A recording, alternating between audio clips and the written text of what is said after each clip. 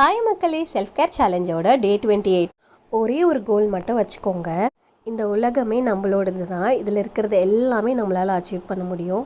But on one condition, only when you are hail and healthy.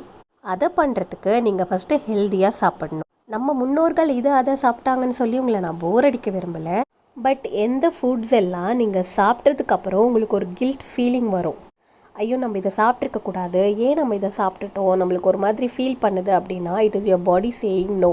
அதை எல்லாத்தையும் நீங்கள் analyse பண்ணி ஸ்டாப் பண்ணாவே போதும். ஒரு டீ குடித்தா உங்களுக்கு கில்ட் ஆகுதுன்னா நீங்கள் அதை விட்டு தான் ஆகணும், because your body says no.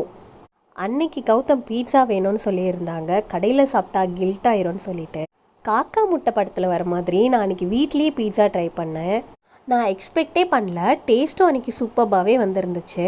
Pizza சாப்பிட்ட ஃபீலும் அன்றைக்கி சாட்டிஸ்ஃபை ஆயிடுச்சு. அன்றைக்கி ஸ்டெப்ஸ் கவுண்ட் பார்த்தா நம்ம 7K மேலே கவர் பண்ணியிருக்கோம். Thanks for watch.